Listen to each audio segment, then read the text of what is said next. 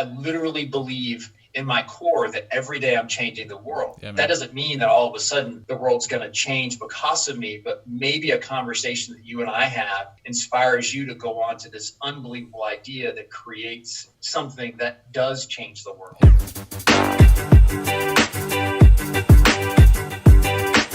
You're listening to the Kristof Lewis Podcast, a podcast where I have conversations with inspirational people. My name is Chris, but my family calls me Kristof.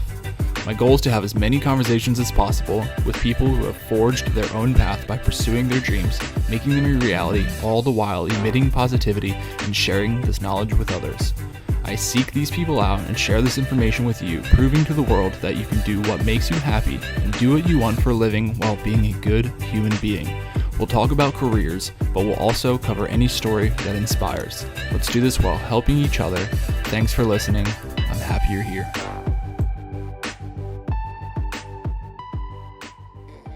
What's up, my friends? Welcome to the Kristof Lewis Podcast, Create Your Career. I'm absolutely honored and humbled that you are here with me today. I'm always excited to have another guest. I'm always excited to share this information. This was a really fun one. This was with my friend, Jeff Forrester. Jeff found me through a podcast that I did with Chad Wright, who was conversation number 101, and now we got connected. I absolutely love social media and how it connects you with people. It is something that is so powerful that when you really use it for good, you can just see so much more good. And that's how we connected. I couldn't wait to have Jeff on here. If you're familiar with Jeff, he's been on Instagram Live with me before talking about the DISC profile personality test. And we offered a lot of insight and value into that. Today, we talk about a whole slew of other amazing topics, how he was forced into entrepreneurship essentially. Unfortunately, when his dad was diagnosed with stage 4 cancer, he had to work and run the business in his senior year of high school through college by himself and then with his mom. And that is something that means a lot to me that he shared. And we talked about not delegating your personal development to somebody else and a bunch of other great things. Remember, you can find this conversation and all the other contemplations on kristoflewis.com/podcast or on any of your favorite podcast app. If you find it on YouTube, head over there and subscribe. All the conversations are on video and you can see the guests, and it's really cool to be able to see that. So I encourage you to head over there. Thank you so much for your support. The best way to support the podcast is not only to listen, but share with a friend that needs to hear this stuff. And then most importantly is to not only listen, but to go out after you listen and apply what has been discussed in the episodes. That is so crucial to be able to apply that stuff. And don't listen to it, only apply. So thank you so much for listening. Without further ado, welcome to the Kristof Lewis Podcast, Create Your Career. Oh, this is awesome, man. I know we just talked a little bit about it, but I've listened to a ton of your shows, and I first found you when you interviewed Chad Wright. Oh, okay. So yeah, that's right. That was your 100th episode, right. I think it was. I think Daniel Sharp was 100. I think Chad might have been 101. 101. But it was right around the same time, but that's so cool. Chad's awesome. Yeah. So he brought me over to your show, and it's been so great. Cool. So this is really cool to be on here as well. Dude, that's such an honor, and I think it's so cool. That's what I love about this community is just what you just said right there, is that you follow Chad and his awesomeness, and you guys talk and do all of that. But it's like the more that you put this attitude, whether it's negative or positive, out into the universe, the more you get back of it and the more people you can connect with. And then we were able to connect. If you guys are listening right now, you know that Jeff and I did a live. I mean, it was a few weeks ago now, especially when this comes out. But we went live and we talked about some of the things that we might talk about a little bit here, but personality tests and what those mean. And we could probably do it again. So if y'all want to do that, just let us know. But the point of this is that the more energy, positive energy you put out, the more you get back, the more you connect. And I appreciate that. So I've been looking forward to this for a while. But before we get into the rest of the episode, I'd love to hear more about you and introduce you to the people that may not know you. Oh, well, like I said, I really appreciate this opportunity. My name's Jeff Forrester, and I live in Orlando, Florida, with my beautiful wife, Tammy, of 14 years. I was trying to do the math today. I was like, okay, I got to make sure I get this right. So 14 years, and we have an 11-year-old son. His name's Deuce, and my daughter is 9, and her name's Lorelei. And we have a dog, Jax, and my wife has 2 cats. So that's the summary of my personal life. professionally, I've been in the pharmaceutical industry this will be my 21st year. Oh, wow. Okay. Several different companies, several different roles within that, but have learned an awful ton from that. And I know, listening to you and listening to a lot of the people that you have on here, you have a lot of entrepreneurs. Well, I came from an entrepreneur background. My dad had a small business, and we did hobbies. So we did radio controlled cars and planes and boats. And this was back before the advent of the internet, right? So I don't know if you can remember that, but it's been a little while. But, it was funny in listening to some of these different ones with entrepreneurs is I had a different view of small business ownership. And that's what pushed me into the corporate world. So I don't know if you want me to go into a little bit of that now, but, it's perspective is different for everybody. Yeah, no, and thanks for sharing that. I do know a little bit more about how I don't even know how to say it, but your background, getting into business, getting to your father's business, and what you all had to go through to do that. If you want to share that with us, that I think that would be, I think that speaks a lot towards and I'd like to learn more about it, and if it does indeed, but I would say that it speaks a lot towards who the man you are today. 100%. So my dad had a toy store, had it for a long time. And then in 1990, literally the Wednesday before Thanksgiving, he was diagnosed with lung cancer. And sole provider, my mom worked at the store with him. And the day that he was diagnosed, it was already pretty advanced. And so they admitted him into the hospital that Wednesday. Wow. And so anybody who's had a retail business knows that the Christmas holiday is the most important time. And so that's usually the day after Thanksgiving is when we moved to the 7-day a week working. And well, anyways, so I was a senior in high school. And at that moment, I had to go to work. And so I was fortunate enough to be at a small private school where they were very flexible and allowed me to go to school in the morning and then leave in time to go open the store because my mom was with my dad. Wow. By the time we found out that it was in both lungs, it was already in his brain, and there's no telling where else that it was. And in 1990, we just didn't have the advances to chemotherapy, but it was late stage anyway. So there wasn't a miracle thing that would be out there that would have helped him. But that's when I started. And so that started my journey from the time I was 18 until I graduated college in 1997. I did the Tommy Boy long-term plan. There wasn't a doctor before my name. So, but through that, I worked through the whole time, and I learned a lot. And hindsight is so amazing when you look back and its perspective is that those were unbelievable times of my life, and you don't realize the things, or at the time I didn't necessarily realize the things that I had absorbed from my dad on how to work. And from that really shaped me. And I've always been very self-aware and self-reflective, negatively and positively, but from that, he always talked to me about that you should never be sitting on a stool at work because there's always something to be done.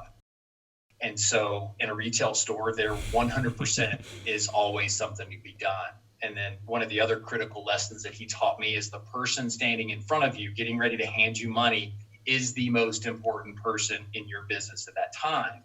And so that taught me to be present, be aware of those people before me, and just watching him sell and watching him talk to people. And retail also is interesting because people come to you and then you just then talk about the things that you have, and you get them excited about the things you have versus, some other people are more assertive because they're used to that B2B, hey, I've got to go get the sale. And so again, looking back is some of that retail mentality. An introvert can be successful in retail because you don't have to approach anybody. People go, hey, I want that. And then you go and you talk about that. So through that time frame he passed away 8 months after being diagnosed. And so my mom and I ran the business until I graduated college. And so again, made wonderful relationships. I learned a ton, but because I saw my dad die with zero retirement, very little savings, very little for my mom, because at the time money was tight. And so of course timing was terrible. They backed off on his life insurance. So there was very little for her. And here she is, 46 years old, without a husband and without an income. And so I saw that, and I just remember I know you read Rich Dad, Poor Dad. Mm-hmm. It's a very poor dad type scenario of, okay, you need to go to school, you need to have a savings account, you need security, right? Because I saw him never have a vacation, no retirement, all these things. And he was starting to have regrets before he was diagnosed. He'd had a really good career at the phone company, could have had retirement, could have done all this stuff. And I could tell he was regretting it because he didn't know what else to do, and I thought, as a young guy, and again, in the 90s, it was, you have to go to college. There's no other question. I know you talk about this quite a bit. Yep. Yeah. There wasn't an option, right? And now I look at it, there were tons of options, but we were just so narrow-minded on the approach. Yeah. From that is I just looked at it and I went, Mom, I want a vacation. I want a retirement. I want to know that I'm going to have a paycheck. And that's such a safe, scared mentality to have. And, and it shaped me for a long time, right? To where the security is in the job, not in me. Ooh, right. Yeah, that's a great way to put it. It was definitely a challenge. And I know a lot of people that had that Rich Dad, Poor Dad challenge, that there's a lot of safety and security in that warm, fuzzy blanket of college and a good, potentially low-paying job with low risk. Mm-hmm. Mm-hmm. Yeah. First of all, thank you so much for sharing all that with us. I know, regardless of time, those things are always really hard to discuss, and especially when they're your family, because we're dealing with some stuff on our side of the house, and it's not easy to deal with that kind of stuff, and it's really trying.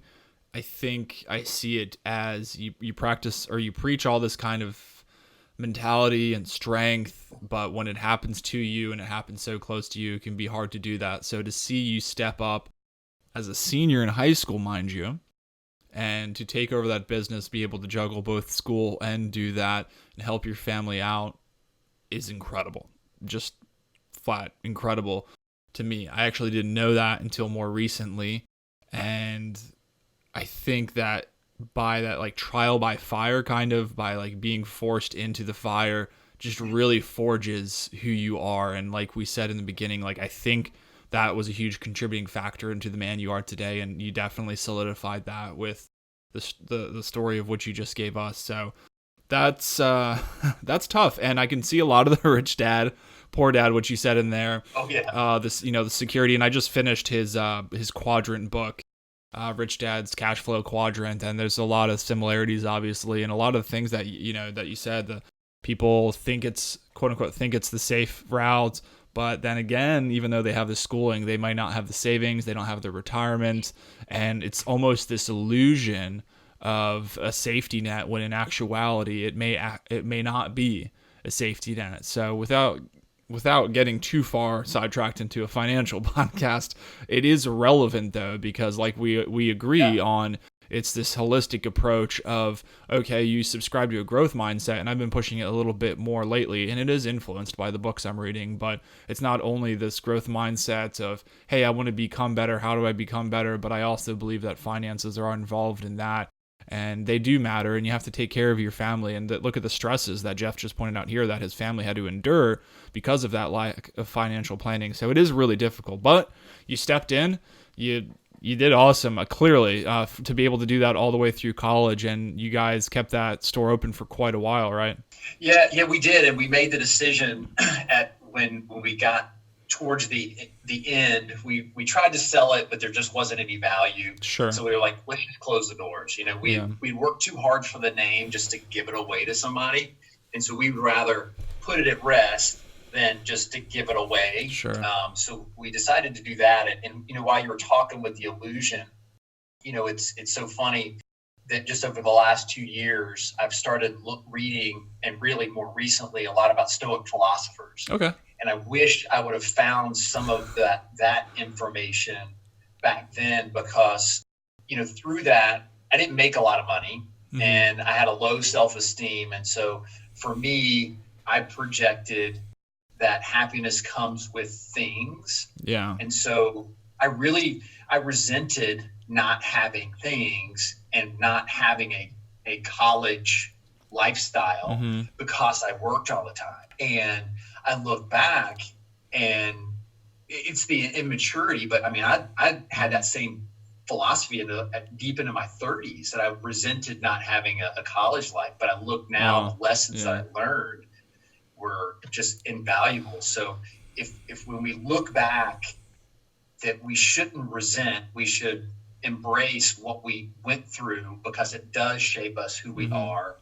And I know that I learned a ton of responsibility. I learned a lot of things that have really contributed to me well into my adult life from those moments, Sure. because I didn't do all the stupid stuff that a lot of college kids do. Yeah, so that's a great point. I will say, though, it is a lot easier, obviously, in retrospect, but I have a couple things that come to mind, and one of them is that, gosh, if you could only know that as you were going through it, it's like, I wish I knew the good old days were happening when the good old days were happening, that funny quote. But I'm wondering, my question to you would be, have you been able to implement anything in your current life to be better or more cognizant of that as you're going through things? So essentially, what do you implement into your life to be able to be more present in the moment, kind of like you were saying, to be present with the customer at the counter? Yeah, great question. And when I was looking about career transitions, to me, a lot of it has been because I was shaped by working all the time, that a lot of my being present exists now, not just within work, but at home and then in my spiritual walk as well. And I know when you talk to Chad, he's all about body, soul, and spirit. Sure. And for me, just having a focus on, my word for 2020 is connect. Like I want to have a deeper connection with people, and not constantly thinking what's going to be the next thing that I can talk about. What's in it for me? Mm-hmm. What's in it for me is to getting to know you better, to understand what you value, what your family values. And that's one of the things of just being intentional. And I know you've talked about this, and other people have talked about it, is we just have to focus on where our feet are now. Bloom where you're planted is something that I've heard a ton of. And those are things that I practice, but I also think back of the times that I had standing in front of a customer, looking at them eye to eye, and I still do because I'm in sales. Once people know that you care, and again, we're just throwing out a ton of quotes, is nobody cares until they know how much you care, right? And, Sure. And you go through all these different things that you go, and I have no idea if I'm even answering your question. No, you are. But just as having that moment to stand and connect. And so more recently, what I've decided to do is that all of my effort and work has been work. And we all learn, and I know you've talked about this on a couple of podcasts as well, is we do, specifically as men, and I know women do this as well, is we're really good at setting goals, setting tactics and strategies for our professional career.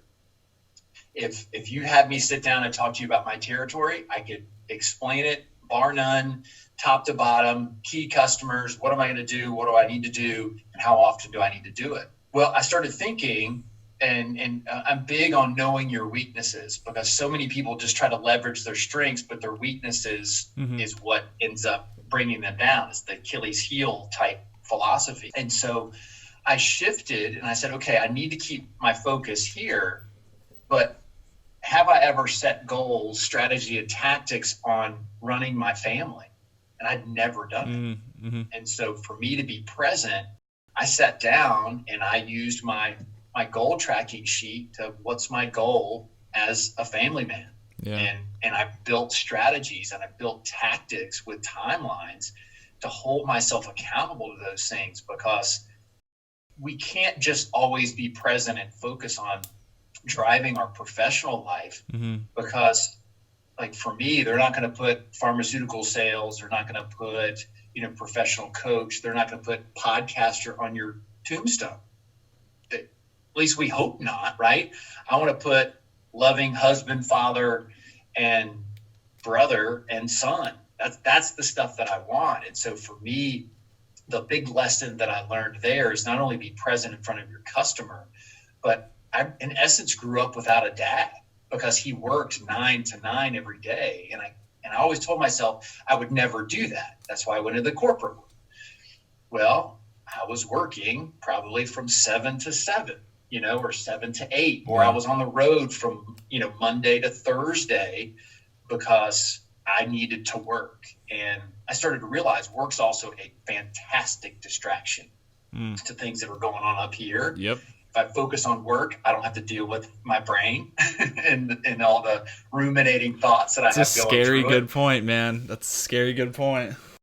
And until I really realized that, and I thought about it, I'm like, well, no wonder I stayed busy all the time, because I didn't want to deal with all the insecurities that I had, the bad decisions that I had made, just all the different things that were coming up that I needed to face, but I didn't. And a great way to do that is to bust open Excel, create some pivot tables, and go to town.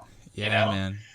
Yeah, there's so much goodness there, and you absolutely did answer the question. How do you be more present right now? How did you take your lessons learned and actually learn from them? Like I always say, like, it's great talking about this stuff, but how are you applying it? So to go out there and, again, bring that holistic approach to where, people can talk about their jobs all day, like you just rattled on. Like, people can do that for sure. But can you do that for things that you're passionate about? Can you do that for your family?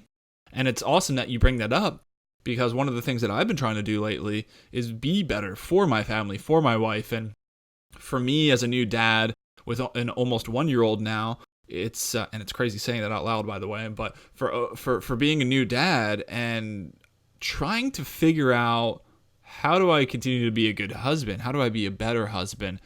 She needs that attention. She needs me to do those little small things for her. And I always try to pretend like I'm still dating her, to a sense. Like, what would I do to date the crap out of her? Like, how would I do that? But so I had to win her hand. Yeah, exactly. But I think it's a cool way to look at it. And essentially, I agree with your answer about being there, and it's being connected. And how can I be more connected to this person? So how can I be more connected to my daughter, to my wife, to those around me, and applying the things, or taking the things that you apply in your professional life and apply them to your personal life as well.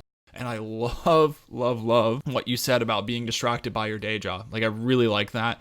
And for me, I really like that because I see it in myself, and I am distracted by a lot of things. And I think a lot of what we do right now, and again, I can only speak for myself, is to be distracted by things. And it's really easy to be distracted by things, and it can distract you, but you can also, like you said, we can answer your question both ways, like negatively and positively. We can say we can connect more with these things, or we could actually distract ourselves more with these things. So it's how you use it, right? And to have goals for your family, I think is very important. Does it know your weaknesses? Like, I have a hard time professionally dealing with ambiguity. It's something I'm consciously trying to overcome. It's really hard for me, but I know that if I get better at that, I will be more effective at my job, and I'll be able to further strengthen the things that I'm good at. So, that's really good that you did bring that up. I wanted to talk about, I know you had talked about, you touched a little bit about it already, but the 3 things that are the critical factors that you learned from your business that you attribute to your success. Yeah. So correct me if I'm wrong, but it's understanding yourself. Is this what you're talking about? Understanding yourself, importance of communication, developing yourself, and it's setting the proper course. And so to me, those 4 things are vital. And at first, when I started writing those down, I was thinking about them from a professional perspective. What have I done to coach people? What have I done to learn? Then I started thinking that those 4 things also relate to me personally, right? With my family, those 4 things. And then spiritually, those 4 things just really create, and it's the intentionality of it, because there's so many times that we say things, but we don't follow through on them. Yeah, man. And it's like, you just have to be intentional. And so for me Like if I'm going to like one of your posts, I'm going to read it. I mean, how many people just go through and scroll and just bam, bam, bam, bam, bam, just hit these things? But if you think about just the intentionality of it and intentionally trying to understand yourself, like you said, you struggle with the ambiguity. So then now it's okay, what books can I read that will help me overcome some of those things? How can I utilize improving that to make me even a better leader, a better coworker, a better husband, a better father? Because ambiguity with kids are constant. Yeah, man. I mean, and ambiguity it's a common in theme. relationships are constant. Then the importance of communication. It's, a great book that I would highly recommend if you haven't read it. It's What Got You Here Won't Get You There. It's so good. And the author's name's slipping my mind. It's right up here, but I'm not going to waste time digging it around. But it's a great book because the guy's like, I'm not teaching people what they should do. I'm teaching people what they shouldn't do. And one of the things that he talks about in there is using the word but. Really being intentional with the words. And my wife's like, I don't even know how you realize you say these things. And I go, because I'm listening to myself as I talk. I'm a processor by nature. And I know we talked a little bit about this on the Instagram Live, is I process things, but I'm very aware of the words that come out of my mouth. And I'm big on word economy. Is be most efficient with your words and eliminate a lot of the I love that word nonsensical economy. ones. Yeah, man, I like just that. Getting rid of those. And if you think about the word "but," how many times in a conversation do you use "but" incorrectly? Right? Because it negates everything that's before that. Like, honey, I love you, but so you don't love me. By just interjecting that but part just negates anything before it. When you could say, I love you, and a thought that I had would be this. And so it just changes the whole tone of the conversation. And so that's one aspect of that. And then developing yourself is just intentional. Like you reading this book a week, I can't do that. I'm not going to do it because that's a full-time job. But you're intentional about it, right? And so many people want to be developed, but they don't choose to just take action on it and be, intentional. So one of the things that we always talk about is you're in control of your own development. And so many times in the corporate world, people are like, well, I want to be developed. Okay, so what are you doing? Well, I'm waiting for you to tell me what to do. Well, okay. We have a lot of resources, but are you going to take advantage of them? And so it's bringing awareness to people that nobody's going to do anything for you. And this is the entrepreneurial part of it, is like when I was at the store, nobody was going to sweep the floors. Nobody were going to straighten the models. I had to do it if it needed to get done. And so not delegating my own development to somebody else is so important for me. And so I'm just a student of that and trying to work on that. And then setting the proper course, it's really sitting down and making the decision of, I know where I want to go, and then what do I need to do to get there? Yeah. And so a lot of those things are, like I said, with families, with work and spirituality, whatever it may be, is looking at an end goal, but then creating the strategies to get you to that goal. And then what are the tactics that are going to help you get there? And so based on all those things is that I'm just trying to, as I get older, realize that if I want to accomplish what I want to accomplish, I've got to sit down, put in a little bit of time and go through it. And that's what everybody has to do. Like that. And that's why I'm not trying to tell people what to do, but I feel like these are enough that if people sat down and just looked at those 4 areas, that they can come up with their own equation of success. Yeah, I would encourage people to rewind a few moments and re-listen to those 4.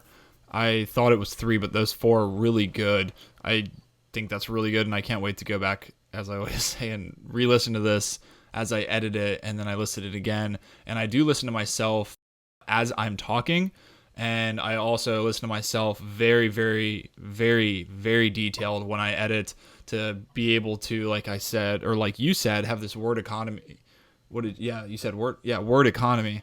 And I have up on my whiteboard I'm looking at right now, and I was looking at it while you're talking because I was like, oh, so familiar. Like especially as a podcast host, and I'm already doing it as I'm talking, unfortunately, but I have say more with less over here. Right behind the camera, I have words to cut out of speech, and I do this a lot, and I'm doing my best to get better at it, but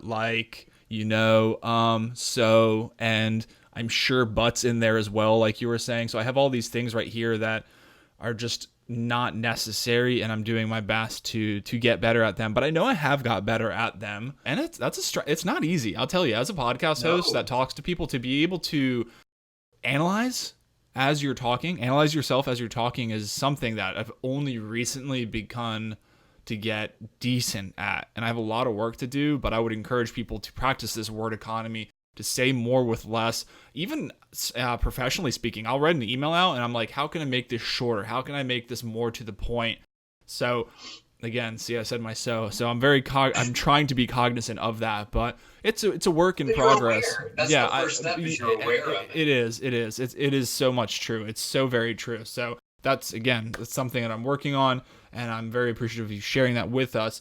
Before we get out of here, again, Jeff, I feel like we just have to go live more, because I really enjoy talking to you, and it's so easy to fill 30 minutes with you. I think our live was probably about the same. What you guys all know, one of the most important things that I love talking about, I love diving into the depth of what my guests are, who they are, what they've done, what they want to do, but I always want to encourage the conversation and the helping of other people. You and I talk pretty regularly, as much as I can, and obviously to you and everybody else listening, I have just, with everything going on, I'm slow to get back to everybody, but I still encourage the conversation, and we always talk about helping other people. That's why we did our live. That's why we're doing this recording right here. So I want to ask you, Jeff, why are you so impassioned about helping other people? And that's a fantastic question. Again, my faith drives me to just want to help other people. I try to, one of the goals that I've had is to try to live a Christ-like life. And for me, that's just helping other people and putting other people first. It doesn't mean that I don't take care of myself, because if I'm not the best version of myself, then I can't help you, right? Thinking about those things and just wanting to help other people, wanting to connect other people, because, and I know this sounds weird, and I've tried to figure out different ways of how to say it, is I wish I had somebody take interest in me like I'm trying to take interest in other people when I was younger. Yeah, I needed a mentor really bad.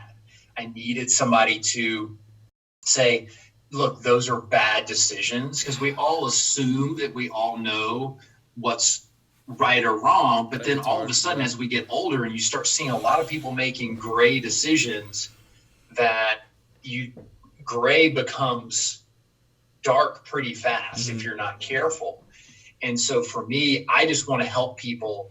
I love helping people, and I love watching them succeed. One of the things we talked about was personality profile. I'm a high S, so I'm a high team guy. Like, I would rather see you be successful and you all of a sudden gain all these awards over anything that I would done. But where my reward comes is knowing that I was there to help you and fill a void or fill a gap that you may have needed, and something I may have said helped propel you into greatness. I've got two good friends that we go back and forth all the time, and we call ourselves the accountability tribe.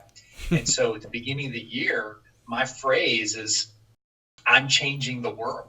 I literally believe in my core that every day I'm changing the world. Yeah, that doesn't mean that all of a sudden the world's going to change because of me, but maybe a conversation that you and I have inspires you to go on to this unbelievable idea that creates something that does change the world. Yeah.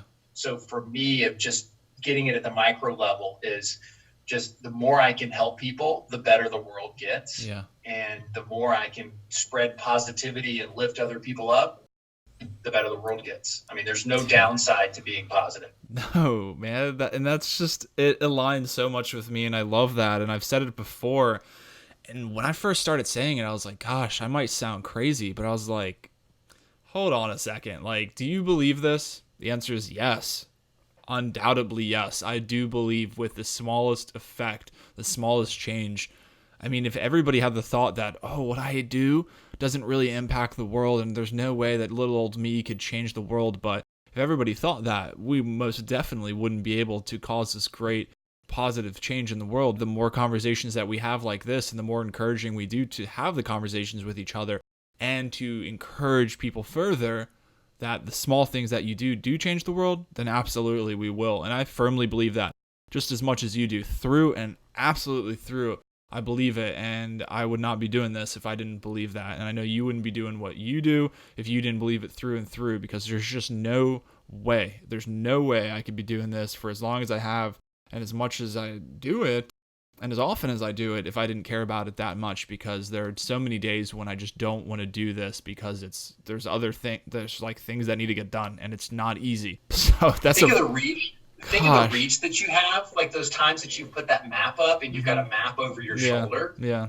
And I mean, who would have thought, and you may not have ever imagined, that you're now reaching people in other countries. Yeah, I didn't. I sure no. It's crazy. No, and it's a good point. And I don't think we give ourselves enough credit. I say it a lot in my contemplation episodes. We don't give we sell ourselves short. I continuously do it with me, and I've seen this reoccurring theme amongst myself and amongst my peers, is that not only are we selling ourselves short, but the more we do something and the better we are at something. I'm not saying I'm really good at something right now, but the more we do it and the more consumed we are by it, I don't think we give ourselves enough credit, because it's what we come to expect. It's like technology. The new technology seems crazy, and then when we have it, we expect that it'd be there, and we get pissed when it's not there. So we need to give ourselves more credit for those things, and then believe in ourselves that we truly can change the world. And I don't give a crap if it sounds cliche, and I don't crap if I sound crazy, because you need to be a little crazy to be able to change the world, man. So this has been absolutely great. No, you're right, and I appreciate you saying that, and that's why I would definitely consider you a friend, because I need people to say that kind of stuff to me and support, because if we're not supporting each other, then nothing that we just talked about makes any sense or matters. I would love, before we get out of here, to tell everybody where they can find you on Instagram or website or anything like that. Yeah, so Instagram, I'm very active on there, and I've got to figure out. I picked a bad screen name when I first started. You can switch it. You can switch it. Yeah, but it's FORREJB 6810, and you can go on there, and I'm just big on, if you don't want to see pictures of my kids and things that I do and positive notes and the occasional Bible verse, I'm not the guy to follow. But if you like that stuff, please give me a follow. And then also I have a website that I have linked on there that goes into my not my day job, but what my side hustle is in the evening and weekend hours, similar to you guys. So that's something that I'm doing as well. Yeah, thanks, Jeff. This has been really, really fun. It's been really enjoyable. I know we could definitely have you on again, because there's just so much to talk about, and I think I need to carve out some more time to go live again, because it's really enjoyable. And what I love about that is it's two-way. We can have people ask us questions, and we can kind of live chat some things out like that, because I know when you're listening to a podcast, you're like, oh, I wish I could interject and just ask a question real quick or something. So live is really special for that. So look for that. Look for Jeff's stuff, his contact information, website, and Instagram handle in the summary. The show notes, you'll be able to find it whether you're on iTunes, Apple Podcasts, YouTube, or anything like that. And Jeff, thank you so much for your time. This has been thoroughly enjoyable, and have a great rest of your night. I appreciate it. You too. All right, appreciate see you, man. Thank you.